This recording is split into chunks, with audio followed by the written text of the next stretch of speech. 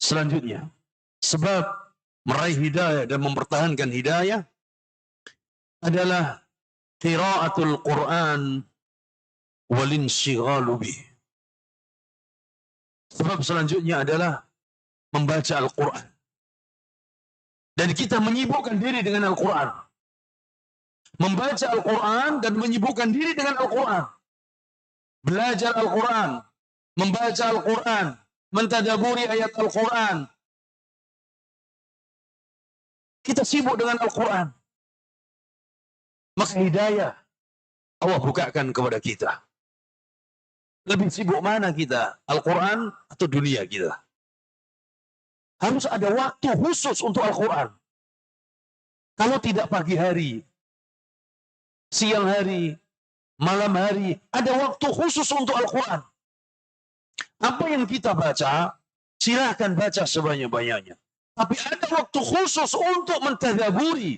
Kalau kita tidak bisa membaca tafsirnya, cari terjemahannya. Minimal kita faham maknanya.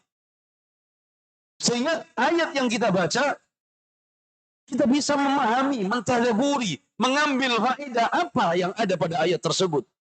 Nah, untuk membaca silakan baca sebanyak-banyaknya. Tapi ada waktu di mana kita khusus untuk mentadaburi. Kalau satu hari tadaburi satu ayat, bisa lebih 2 ayat, bisa lebih 3 ayat, silakan.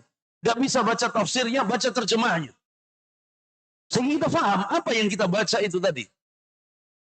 Ya, Allah tabaraka wa ta'ala firmankan, "Inna hadzal Qur'ana yahdi lillati hi aqwam" dalam surat Al-Isra ayat 9. Inna hadzal Qur'an, sesungguhnya Al-Qur'an ini yahdi lillati hi aqwam. Sesungguhnya Al-Qur'an ini akan memberikan petunjuk kepada jalan yang paling lurus. Maka petunjuk ada pada Al-Quran. Petunjuk ada pada Al-Quran. Siapa ingin mencari petunjuk Allah di Al-Quran? Siapa ingin mendapatkan hidayah, baca Al-Quran. Siapa ingin mendapatkan hidayah, sibukkan diri dengan Al-Quran. Dalam ayat yang lainnya, dalam surat Fussilat ayat 44, Allah firmankan, "Qul huwa lilladzina amanu hudaw wa shifa." Katakan wahai Nabi bahwa Al-Quran itu untuk orang-orang yang beriman menjadi petunjuk dan menjadi penawar.